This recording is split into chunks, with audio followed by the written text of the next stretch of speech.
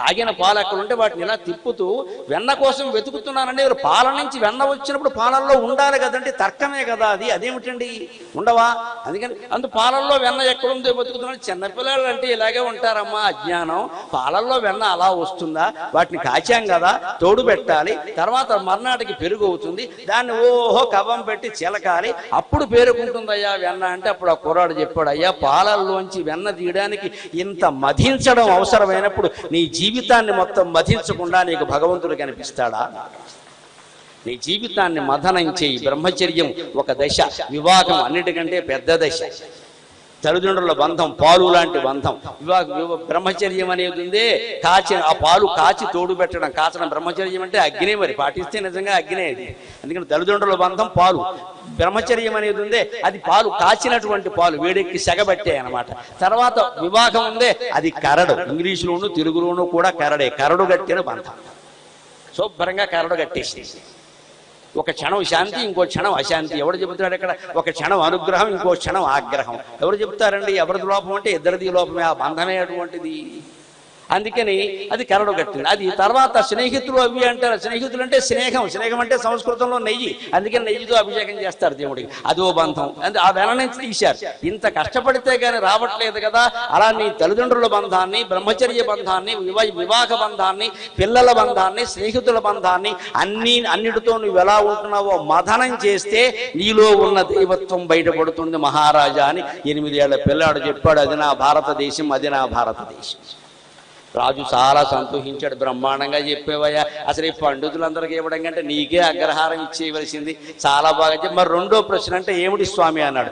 దేవుడు పేరు ఏమిటి అన్నాడు. ఓ పీట తెప్పించమన్నాడు.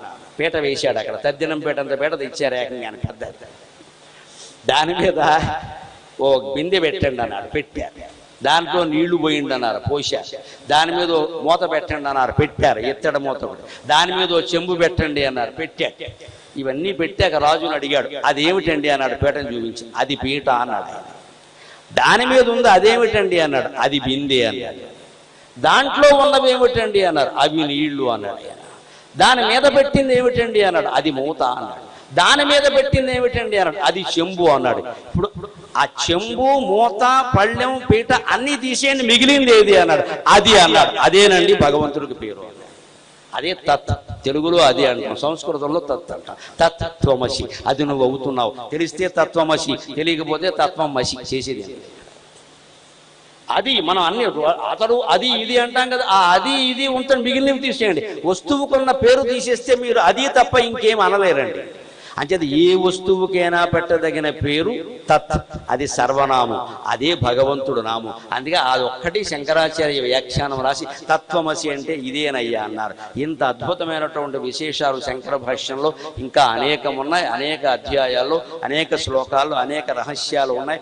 అసలు వాదనా పటిమ కంటే వాది పటిమతో కూడా ఎలా జయించవచ్చో చాలా చమత్కారంగా చెబుతారు ఆయన అనేక రకాలుగా. అవన్నీ మనం రేపు ఎల్లుండి ప్రవచనాల్లో చెప్పుకునేటువంటి ప్రయత్నం చేద్దాం. రేపు మళ్ళీ కార్యకర్తల నిర్ణయం ప్రకారం 6 గంటలకి సమావేశం అవుదాం. అంతవరకు సెలవు. అందరం ఒక్కసారి లేచి నిల్చుందామమ్మా. పద్మశ్రీ అవార్డు మనకి దగ్గర 2004-05 ప్రాంతం నుంచి గురువు గారు ఆదిశంకరాచార్య జయంతి ఉత్సవాల్లో దాదాపు ప్రతి సంవత్సరం, ఒకే ఒక్క సంవత్సరం కొద్దిగా ఇబ్బందితో ఆగింది తప్ప ప్రతి సంవత్సరం మన శంకర జయంతి సభలకి వారు వస్తున్నారు. పద్మశ్రీ అవార్డు గ్రహీతగా మొట్టమొదటిసారి వారు వేదిక అక్కడ పద్మశ్రీ తీసుకొని వస్తే ఇప్పటిదాకా అలకాపూర్లో అయ్యేటటువంటి సభ మరి పద్మశ్రీ వారిని పిలిచినప్పుడు దానికి తగ్గట్టు ఉండాలి కదా అని ఇక్కడ ఎగ్జిబిషన్ గ్రౌండ్ లో అంతే స్థాయిలో మనం పెద్దగా ఏర్పాటు చేసుకున్నాం.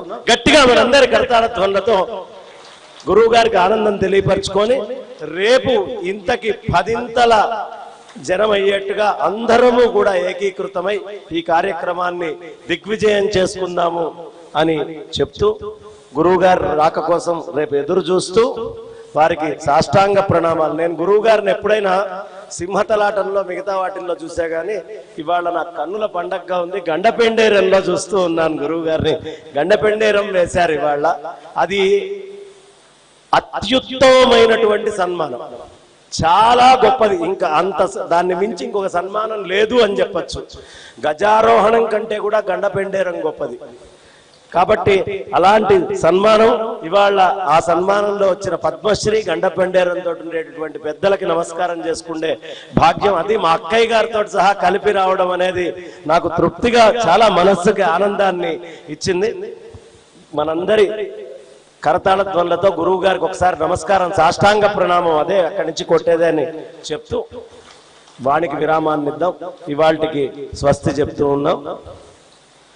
శారదే పాహి మాం శంకర రక్షమాం, శారదే పాహి మాం, శారదే పాహి మాం, శారదే పాహి మాం.